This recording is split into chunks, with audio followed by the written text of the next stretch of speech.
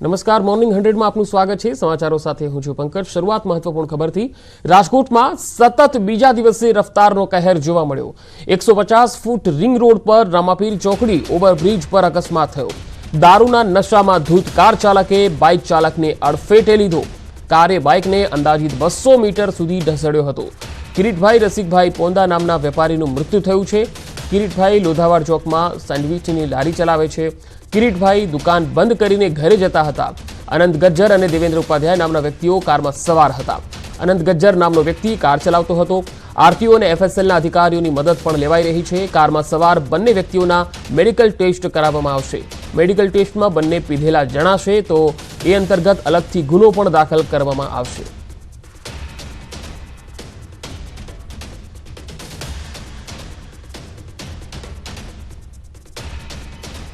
રામાપીર ચોકડી પાસે કિરીટભાઈ પોંદા કરીને એક વ્યક્તિ છે। એ પોતાનું બાઇક સીડી ડિલક્સ લઈ અને જતા હતા પોતાના નિવાસ સ્થાને।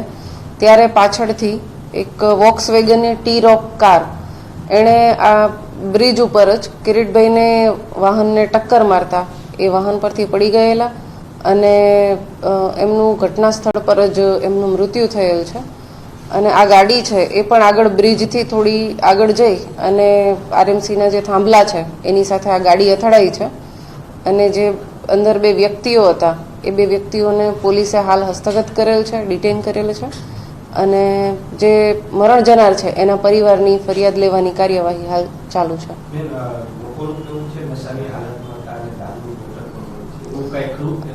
બંને વ્યક્તિઓને મેડિકલ તપાસણી માટે મોકલી આપવામાં આવશે અને મેડિકલ તપાસણીમાં જો લીધેલી હાલતમાં હોય તો એમના વિરુદ્ધમાં અલગથી ગુનો દાખલ કરવામાં આવશે। આ જે વ્યક્તિઓ છે બંને એ જે કાર ચાલક હતા એ અનંતભાઈ મહેન્દ્રભાઈ ગજ્જર એનું નામ છે અને એ ગોવર્ધન ચોક 150 ફૂટ રિંગ રોડના રહેવાસી છે અને એની સાથે કો પેસેન્જર તરીકે દેવેન્દ્રભાઈ અનંતભાઈ ઉપાધ્યાય હતા। આ બંને હાલ એમના કહેવા પ્રમાણે અનંતભાઈની કોઈ ફેક્ટરી છે ત્યાંથી આવી રહ્યા હતા અને રસ્તામાં આ જે બાઇક છે એને ટક્કર મારેલું હતું। હાલ પ્રાથમિક દ્રષ્ટિએ જે સ્થળની વિઝિટ કરી એના પ્રમાણે જે ગાડી છે એની સ્પીડ વધારે હોવાનું જણાઈ આવેલ છે, પણ એની ડિટેલ તપાસણી માટે અમે એફએસએલ અધિકારીને બોલાવેલા છે। સાથે સાથે આરટીઓના જે અધિકારી છે એને પણ ઇન્સ્પેક્શન માટે બોલાવેલા છે અને હાલ અમારી જે પોલીસ છે એ આ દિશામાં તપાસ કરી રહી છે। તો આ વિષય પર વધુ માહિતી મેળવીશું। રાજકોટથી સંવાદદાતા અંકિત પોપટ જોડાયા છે। અંકિત, લગાતાર બીજા દિવસે રફતારનો કહેર જોવા મળ્યો। જે બે કાર ચાલકો હતા, શું એવી કોઈ પુષ્ટિ થઈ શકી છે કે તેઓ નશાની હાલતમાં હતા કે કેમ?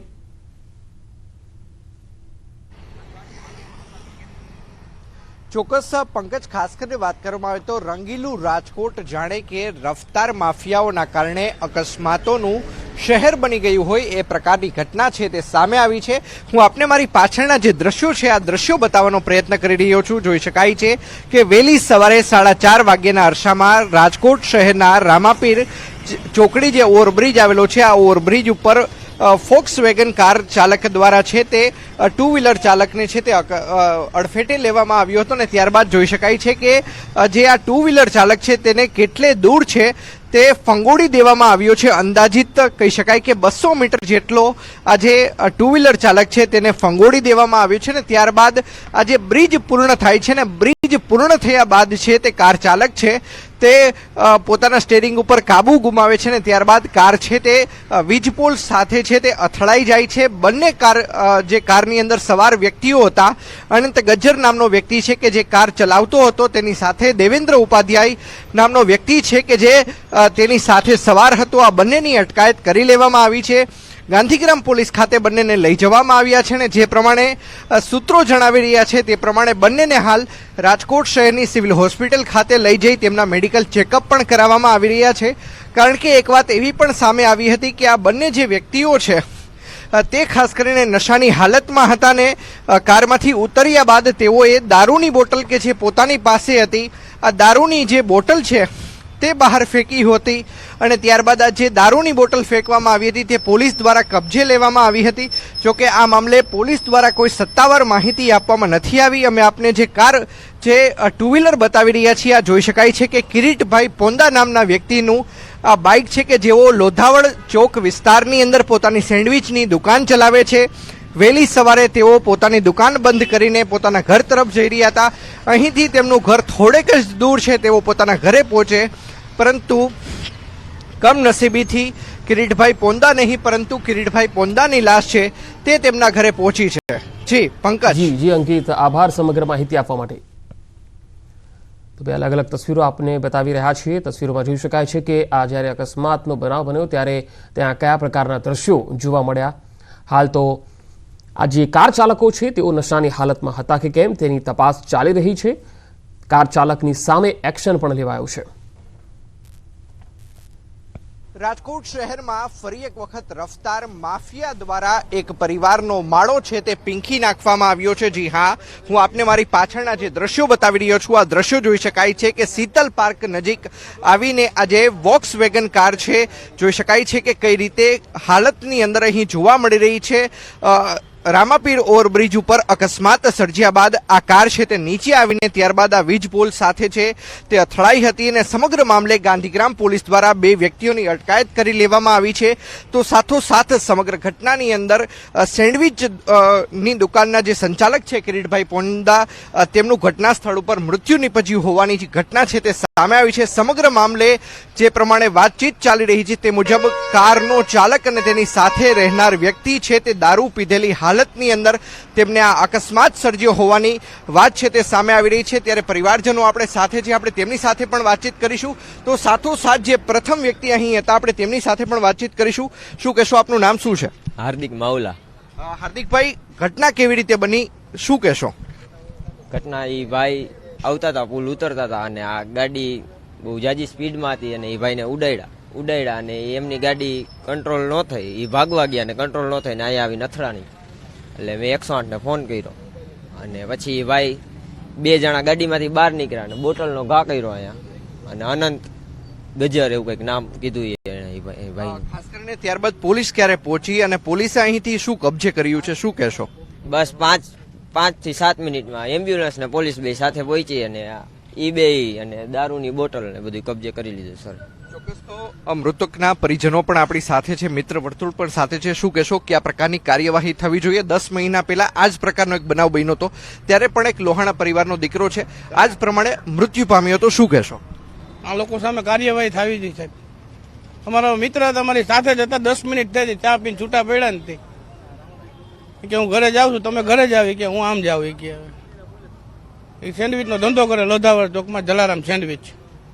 ખાસ કરીને કિરીટભાઈની વાત કરીએ તો કિરીટભાઈના પરિવારમાં કુલ કેટલા લોકો છે અને કેટલા લોકો છે ત્યાં કિરીટભાઈ થકી નપતા હતા, શું કહેશો? કિરીટભાઈ એક જ હતા કમાવામાં અને દીકરો તો જોબ કરે છે અમદાવાદ. એના ઘરનાની તબિયત નરમ છે, ડિપ્રેશનમાં આવી જાય છે. ચોક્કસ અન્ય લોકો પણ છે, આપણે તેમની સાથે વાતચીત કરીશું. 10 મહિના પહેલા પણ આ જ પ્રકારે એક દીકરો છે કે જે અહીંના ગોલ્ડન પોર્ટિકોમાં રહેતો હતો અને એનું પણ આ જ પ્રકારે અકસ્માત થયું હતું. પરિવારને હજુ સુધી ન્યાય નથી મળ્યો. ત્યાં વધુ એક ઘટના, શું કહેશો? આ દારૂ પીને રાત્રે 24 કલાક ગાડીઓ આવી રીતના ચલાવે છે. આ લોકોને ઉપાડી અને જેલમાં નાખો ને કડકમાં કડક સજા અપાવો. ગૃહમંત્રીને અમારો વિનંતી છે, હર્ષ સંઘવી સાહેબને. ચોક્કસ. તો કડકમાં કડક કાર્યવાહી કરવાની વાત કરવામાં આવી રહી છે. અન્ય પણ વ્યક્તિ છે, આપણે તેમની સાથે પણ વાતચીત કરવાનો પ્રયત્ન કરીશું. શું કહેશો? ખાસ કરીને આમ તો ગુજરાતની અંદર દારૂ ઉપર પાબંદી છે, તેમ છતાં અવારનવાર ગમે ત્યાં મળે છે, શું કહેશો? અમારે આની માંગ છે, અમારી ભેગા અમે હજી ત્યાંથી છૂટા પડ્યા, આની કાર્યવાહી જરૂર થવી જોઈએ, અમારી એટલી જ માંગ છે. દારૂવાળાને જ બંધ કરાવો, અમારી માંગ. શું કહેશો ભાઈ? દારૂ આવે છે ક્યાંથી? એને જ રોકો ને. આવે ત્યારે ત્યાં ઘાણી થાય છે ને ભાઈ, બરાબર, એને જ રોકો પેલા, એટલે બધું હારાવાના થાય. ઉપરથી આવવાનું બંધ કરો.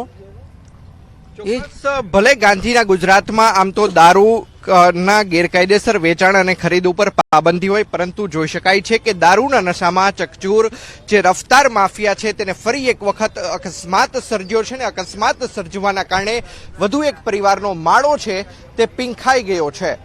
અંકિત પોપટ, ન્યૂઝ 18 ગુજરાતી, રાજકોટ. 2 દિવસથી આ અકસ્માતની ઘટના રાજકોટમાં બની રહી છે। રફતાર પર આખરે બ્રેક ક્યારે લાગશે?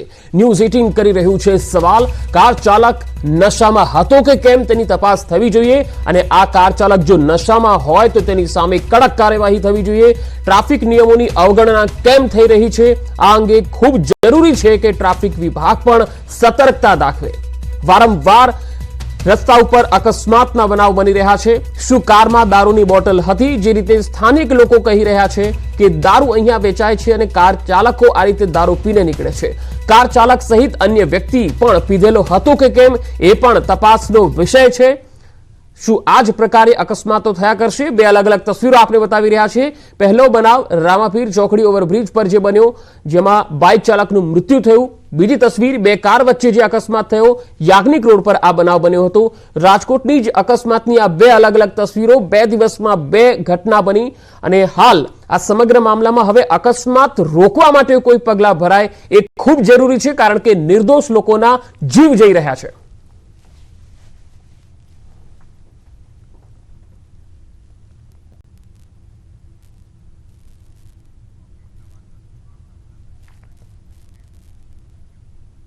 તો હજુ તો ગઈકાલે યાજ્ઞિક રોડ પર પૂરપાટ દોડતી એક કારે મર્સિડીઝ કારને ટક્કર મારતા ગમખ્વાર અકસ્માત થયો હતો।